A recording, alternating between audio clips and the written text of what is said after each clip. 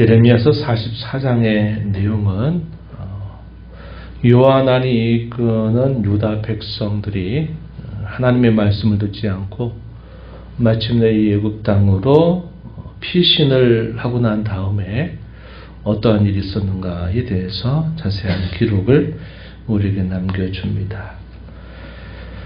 그들이 이 애굽 땅으로 피신을 하는 중에 예레미야와 이 바룩까지도 함께 데리고 갔습니다.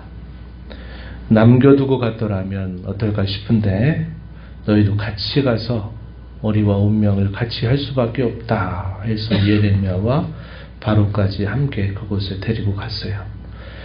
그리고 아마도 긴 시간 아니지만 어느 정도 시간이 흘러간 것 같습니다. 그래서 이들이 처음에는 이 다바네스라고 하는 곳으로 갔어요. 43장 7절 말씀에 애굽 땅에 들어가 다바네스에 이르렀다 이렇게 말합니다. 당시에 바로의 궁이 이 다바네스에 있었습니다. 애굽 나라에 왕궁이 있었던 곳으로 그들이 피신을 했어요. 그리고 나서 시간이 좀 흐른 것 같아요. 오늘 우리가 읽은 44장 1절 말씀에 보면은 이 다바네스 뿐만 아니라 1절에 보면 믹돌이라고 하는 곳, 또 노바드로스 지방으로 그들이 흩어졌다 하는 사실을 보게 됩니다. 그리고 조금 시간이 흐른 다음에 하나님께서 또다시 예레미야에게 그곳에 있는 유다 백성들에게 하나님의 말씀이 임하게 된 것입니다.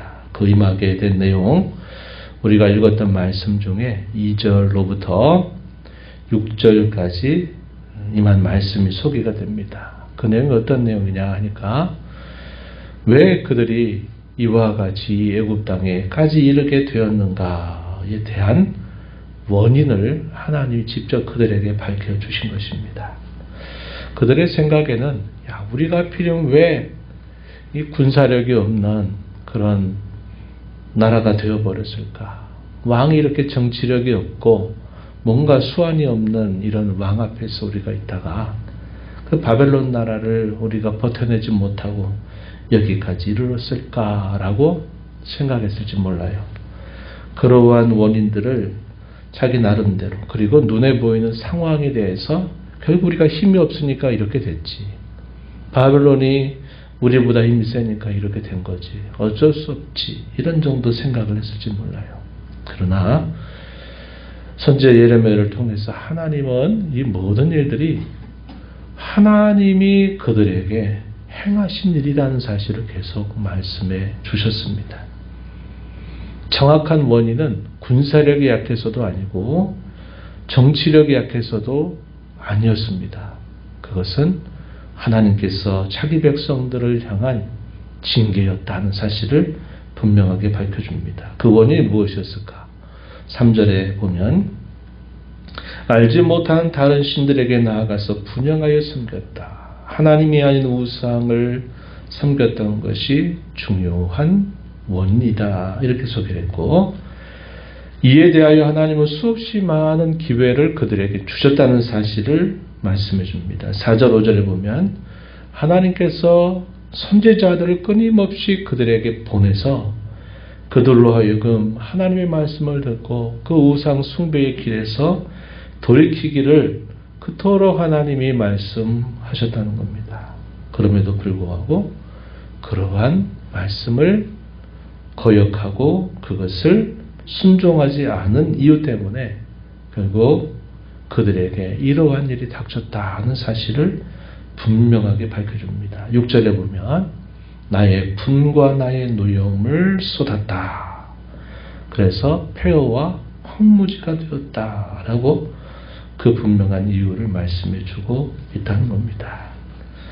이것은 이런 거죠. 그들이 연약하기 때문에 금방 쓰러지기 때문에 닥친 일이 아니었다는 겁니다. 만약에 그들이 연약했더라면 자신들의 연약함을 하나님 앞에 아뢰고 도움을 구하고 어찌하든지 애를 썼을 것입니다. 그런데 그들이 이렇게 된 일은 연약한 게 아니라 완악해진 겁니다. 완악해졌어요. 완고한 고집을 계속 꺾지 않고 버렸던 그들의 이 완악함 때문에 하나님이 그들을 벌하신 것이다 하는 사실을 분명하게 밝혀주고 있는 겁니다. 우리도 어떻습니까? 우리도 연약해요. 그러나 그 연약함이 완악함으로 악화되지 않게 해야 합니다. 오히려 연약하기 때문에 우리는 하나님이 도와주셔야 됩니다. 하나님이 인도해 주셔야 됩니다. 하나님이 붙잡아 주셔야 됩니다 하면서 그분의 은혜를 더 깊이 갈망해야지 그 연약함이 계속 반복되고 그거에 대해서 하나님의 도움을 구하지 않고 계속 자기가 있는 이 주의 길에서 벗어나지 않게 되면 이게 완악함으로 바뀌어버려요. 완고해진다 이 말입니다. 이것은 그들의 고집이죠. 고집. 아무리 그렇게 해도 우리는 이 일에서 돌이키지 않겠다. 계속 이렇게 하겠다라는 이 완악함으로 그들이 악화되면서 결국 그에 대하여 하나님께서 징계하셨다는 이유를 분명히 말씀해 주셨습니다. 그럼에도 불구하고 이러한 백성들의 태도는 어땠느냐? 계속 우상 숭배를 반복했다는 겁니다. 또 하나님이 행했던 그 일들을 계속 잊어버리고 왕들, 왕비, 또 너희 아내들, 모든 사람들, 낮은 사람부터 큰 사람 이렇게 다 여호와 하나님을 잊고 악을 행했다라는 사실을 또 이야기합니다. 그리고 10절 말씀에 한번 다시 보시면 이렇게 말했어요. 그들이 오늘까지 어딜 시점을 말합니까? 애굽으로 도피해가지고 애굽의 곳곳에 여러 도시들로 흩어져 살고 있는 그때까지 겸손하지 아니하며 두려워하지도 아니하고 내가 너희와 너희 조상들 앞에 세운 나의 율법과 나의 법규를 지켜 행하지 아니하느니라 이렇게 말합니다. 오늘까지 겸손하지 않다. 하나님의 행하시는 일들을 두려워하지도 않는다. 하나님의 말씀을 지켜 행하지도 않는다. 이렇게 말합니다. 그들이 하나님께로부터 징계를 받았다고 하는 사실을 여전히 생각하지 못하고 여전히 그 징계 가운데서도 깨닫지 않으며 또 돌아서지 않는 모습을 보여주고 있다는 겁니다. 바닥까지 낮춰졌어요. 그리고 상황적으로도 그들이 그야말로 소망이 없는 이 바닥까지 그리고 상황적으로도 바닥까지 낮아져 있는 그런 상태가 되었음에도 불구하고 여전히 깨닫지 못하고 겸비해지지 못하고 또 하나님 앞에 돌아서려고 하는 태도를 갖지 않는 겁니다. 우리가 여러 처해져 있는 그 어려운 상황을 맞게 될 때 우리가 하나님 앞에 깨닫고 돌아서는 것도 이게 얼마나 큰 하나님의 은혜인가를 알게 됩니다. 우리 마음대로 내버려 두면 그것 때문에 더 완악해질 수 있다는 것도 우리가 이걸 통해서 살펴보게 되는 거죠. 이 완악함이 어디까지 이르게 되는가? 16절 한번 가서 보세요. 갈 때까지 가보겠다 하는 그런 태도를 보이는 겁니다. 16절부터 19절까지 그들이 어떻게 반응했는가 하는 것이 분명히 표현되고 있습니다. 16절에 보시면 내가 여호와의 이름으로 우리에게 하는 말을 우리가 듣지 아니하고 우리 입에서 낸 모든 말을 반드시 실행하여 우리가 본래 하던 것 그 하던 것이 뭐냐 소개하기를 17절 중간에 우리와 우리 선조와 우리 왕들과 우리 구관들이 유다 성읍들과 예루살렘 거리에서 하던 대로 하늘의 여왕에게 분향하고 그 앞에 전제를 드릴 것이다 이렇게 말합니다. 노골적으로 이렇게 하겠다고 말하는 겁니다. 그리고 심지어 이렇게 말했어요. 얼마나 그들이 영적으로 무지몽매한 상태에 빠졌는가를 보여주는데 계속 한번 보세요. 17절 끝에 보면 이렇게 말합니다. 그때는 우리가 먹을 것이 풍부하여 복을 받고 재난을 당하지 아니하였더니 18절 하늘의 여왕에게 분향하고 그 앞에 전제드리는 것을 패한 후부터 모든 것이 궁핍하고 칼과 기근에 멸망을 당했다.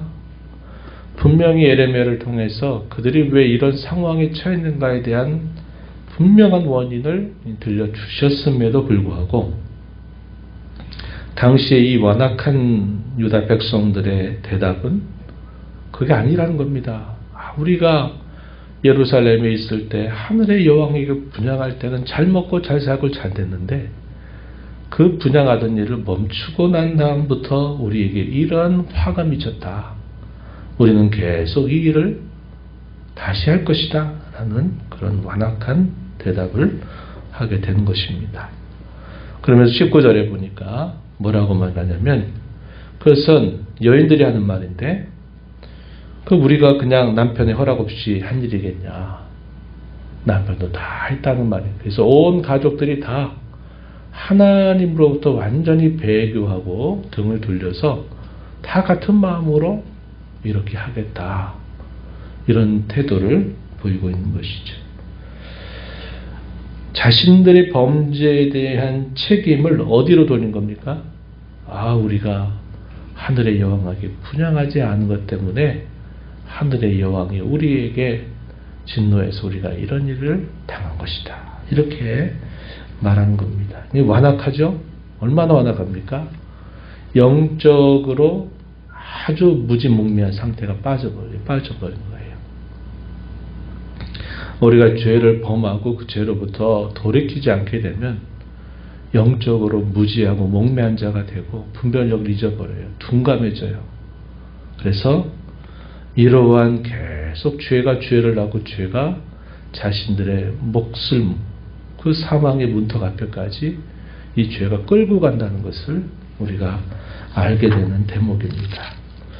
욕심이 장성하면 죄를 낳고 죄가 장성하면 뭘 한다고요? 사망을 낳는다 하는 야고보서의 말씀이 있는 겁니다.